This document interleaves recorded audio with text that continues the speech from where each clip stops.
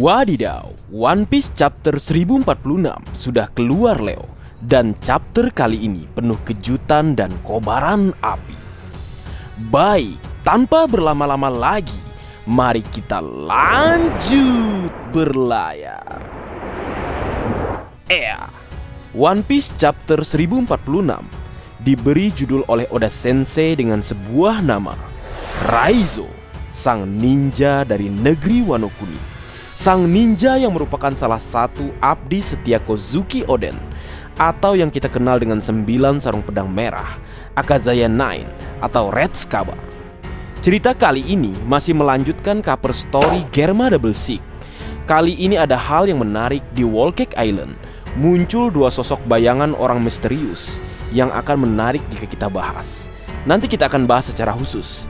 Tapi sebagai gambaran, perkiraan Mimin mengarah pada pergerakan salah satu Yonko. Masuk ke cerita chapter kali ini, masih melanjutkan pertarungan kapten tercinta kita melawan sang raja hewan buas, Hyakuzu no Kaido. Kaido masih terbaring di tanah usai menerima pukulan telak, yang sampai sekarang ada dua versi tentang serangan Luffy. Yang pertama, tinju yang tak terbendung dan menembus wajah Kaido dengan memanipulasinya menjadi karet, seperti yang ia lakukan pada mata Kaido.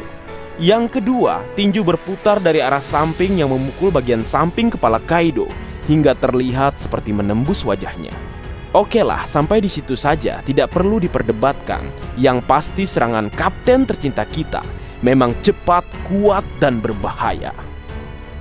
Berlanjut kembali ke cerita, Luffy memikirkan nama apa yang bagus untuk serangan yang baru saja ia lancarkan pada Kaido. Sementara Kaido yang ternyata tidak terkapar atau tumbang mencoba bangkit sambil memegangi wajahnya. Dan dia menanyakan satu hal, siapa sebenarnya orang yang ia hadapi? Sementara di lain tempat, Zunisa berbicara jika irama yang ia dengar dan rasakan sungguh mengingatkan dirinya pada masa lalu.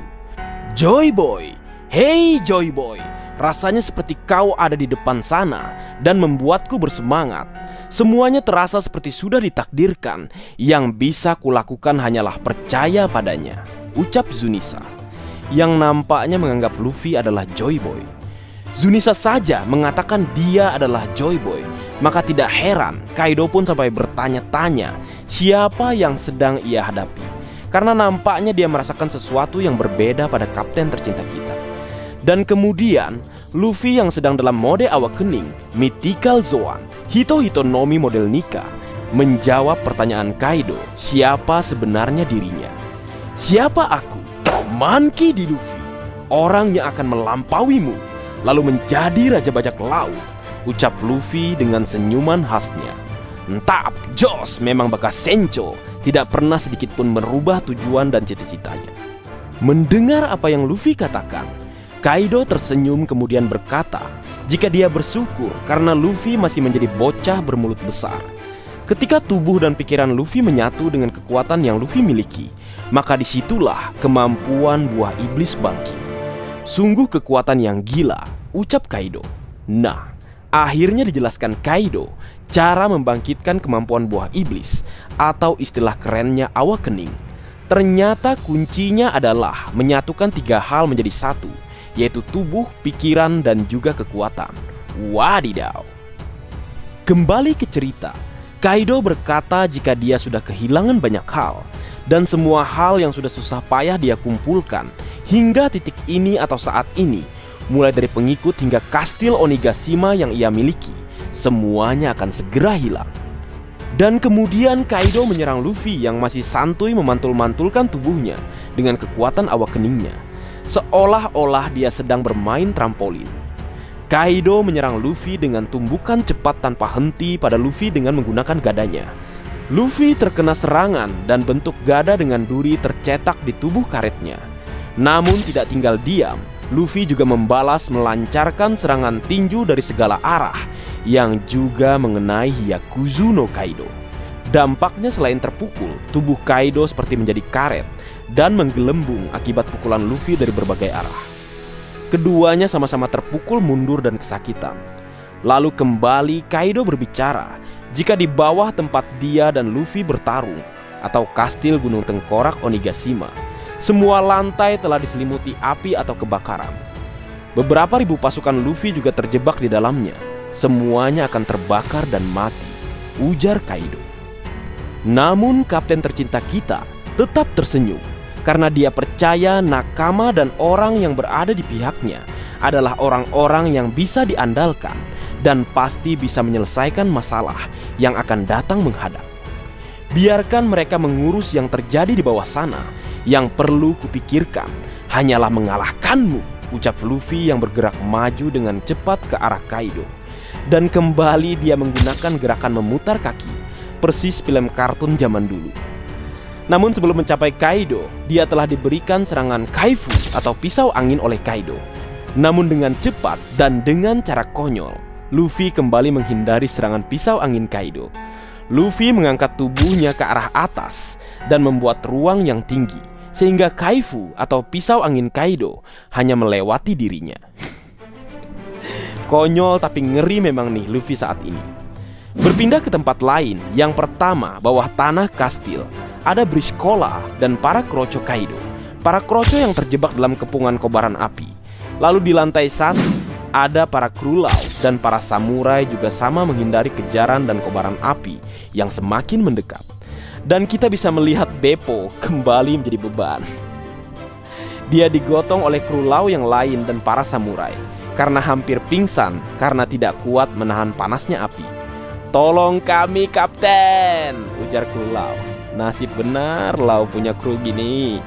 Dan Beppo sebagai Sukuming, dialah satu-satunya Sukuming di Onigashima yang boleh kita katakan harusnya bisa bertarung ya, yang tidak bisa mengeluarkan kemampuan sulongnya atau belum mengeluarkan kemampuan sulongnya. Kemudian kembali ke bawah tanah di tempat lain, ada para samurai dan Nico Robin dan juga Soul King Brook yang juga terjebak dalam kepungan kobaran api. Namun ada joke atau candaan yang Oda Sensei selipkan di tengah ketegangan untuk kita semua, Leo, di mana para samurai merasa kasihan dengan Brook yang mereka kira sebagai korban terbakar karena berupa tulang belulang. Kemudian berpindah ke lantai pertunjukan Kastil Onigashima. Api terlihat begitu besar dan membakar semuanya, serta membuat banyak orang terjebak. Kita juga bisa melihat Nami dan Chopper. Nami menanyakan di mana keberadaan Zoro, Sanji, Franky, Usopp, Nico Robin, Brook, dan Jinbe. Apakah mereka ada di tengah-tengah kobaran api? Meskipun mereka ingin mencarinya, namun saat ini Onigashima sudah hampir sepenuhnya terbakar. Bahkan tempat mereka sekarang pun tidak aman. Selama pulaunya melayang, tidak ada tempat untuk lari. Sementara itu, Chopper meminta Zeus untuk menciptakan hujan dengan kemampuannya. Namun Zeus mengatakan jika itu mustahil baginya dan dia justru yang bisa ikut terbakar. Memang awan Yonko nggak berguna. Berpindah lagi ke tempat lain, di menara kiri, rumah bordir atau rumah kupu-kupu malam, ada Sanji bersama para wanita dan geisha. Lalu kembali di bawah tanah, di tempat atau sisi yang lain, ada Scratchman Apu bersama number nomor 1, yaitu Inbi. Inbi diminta oleh Apu untuk meninju dinding kastil agar mereka bisa keluar dari kejaran dan kobaran api. Namun tangan Inbi justru melepuh dan terbakar, dan terjadilah pertengkaran dan percekcokan antara keduanya. Berlanjut ke bawah tanah sisi lainnya, ada God Usopp yang mencoba menggunakan jurus Pop Green-nya, Hisatsu Midoriboshi, Sprinkler atau bunga yang mengeluarkan air, mirip alat penyiram air di taman atau sprinkler. Namun hal tersebut tidak berpengaruh atau memadamkan kobaran api yang sudah semakin besar. Di belakang Usopp ada Hamlet. Usopp berteriak marah ketika Hamlet mengatakan jika jurus Usopp terlihat seperti air yang ditumpahkan pada batu yang panas. Berisik, kita harus melakukan sesuatu. Aku sudah berjanji pada Izo, baik Okiku atau Kinemon harus diselamatkan. Aku pun harus diselamatkan, ucap Usopp.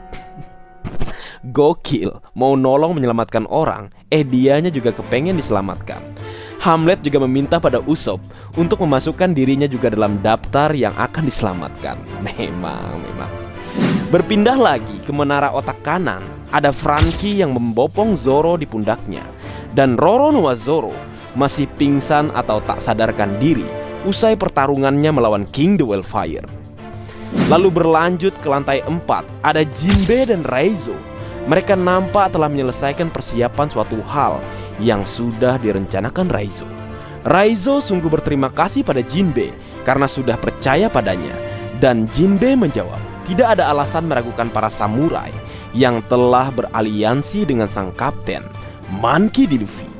Dan Josh Gandos, meski tebakan kita meleset Leo, cara memadamkan api Onigashima memang tidak jauh dari yang kita perkirakan. Berhubungan dengan air yang pernah membanjiri Zoo dengan semprotan belalai Zunisa. Dan ada kaitannya dengan jurus spesial manusia ikan yang mampu mengendalikan air. Bahkan arus laut, seperti yang pernah Jinbe katakan pada Aladdin ketika manusia ikan sudah serius. Berlanjut dan kembali ke cerita, ternyata Raizo, bintangnya Leo, tidak salah judulnya memakai namanya, dengan kemampuan yang pernah dia tunjukkan ketika menyimpan serangan bolo Brit Kaido ke dalam gulungan ninja, kemudian membalikannya dengan mengeluarkan dan mengarahkannya pada Kaido. Ternyata saat dia di Pulau Zu bersama suku Ming dan melihat fenomena banjir dan semburan belalai Zunisa yang sedang membasahi punggungnya, Raizo menyimpan semua air tersebut dalam gulungan ninjanya. Dan hal ini sudah sejak lama dia rencanakan, sebuah peristiwa terbakarnya kastil Daimyo wilayah Kuri atau kastil Kozuki Oden. Raizo kala itu tak bisa berbuat apa-apa dengan kobaran api yang membakar dan mengurung tuannya, yaitu Lady Toki, Momonosuke dan juga Hiyori. Nah, kali ini dia tampil bak bintang dengan gulungan ninjanya dan dengan gaya sang ninja. Ninpo Maki Maki no Jutsu Zou no Mizo Abi Nin Nin Nin Houkan Mizo Gokoro. Dan kemudian keluarlah semburan air raksasa yang mengarah ke arah Jinbe, sang kasatria lautan. Dan ingat, manusia ikan itu sangat kuat, apalagi jika mereka berada di laut atau air. Dengan tekniknya, Jinbe mengeluarkan jurus Gyojin Jujutsu Kairyu Ippon Jeu. Semburan air raksasa tadi, Jinbe belokkan ke arah bawah karena mereka berada di lantai 4 atau lantai atas. Menyebarlah, ucap Jinbe. Selamatkan semuanya air Zu, ucap Raizo. Serangan meriam air Zunisa dengan jurus ninja Raizo dipadukan dengan teknik rahasia manusia ikan menyebar ke seluruh lantai dan kastil yang terbakar. Mulai dari lantai 3, tempat para Ming Masketir dan Guardian berada. Mereka kaget karena tiba-tiba ada air dalam jumlah besar yang muncul. Sementara itu di lantai 1, kita bisa melihat kru Kapten Kid sedang melarikan diri dari api sambil membawa killer yang nampaknya juga kelelahan karena pertarungannya. Meski sama-sama diangkat kayak Beppo, jangan samakan ya Leo. Killer ini sudah bertarung dengan penuh perjuangan. Jangan samakan, oke? Lalu berpindah ke sisi luar Onigashima yang melayang di udara. Tentunya ada Yamato dan Momonosuke yang dalam wujud naga raksasanya. Yamato mengatakan jika Kaido hampir mencapai batasnya, Homura Kumo atau api yang Kaido ciptakan tak akan bertahan lama lagi. Jadi Yamato memaksa Momonosuke untuk membuat juga Homura Kumo yang dapat menopang Onigashima. Karena jika tidak, Onigashima akan jatuh. Dan di akhir chapter, kita bisa melihat sesuatu yang luar biasa. Kapten tercinta kita, Monkey D. Luffy, melayang di atas Hyakuzu no Kaido sambil menggenggam sebuah petir raksasa. Luffy bak dewa petir Leo dan dia tersenyum sementara Kaido juga tersenyum melihat Luffy. Apakah kematian yang dicari-cari dan Kaido idam-idamkan akan dia dapatkan dengan Luffy yang kini menggenggam sebuah senjata dewa yang dikatakan sebagai dewa Olympus terkuat, Zeus, sang dewa petir. Tidak heran sang dewa palsu yang memakan buah iblis petir tak bisa mengalahkan Luffy.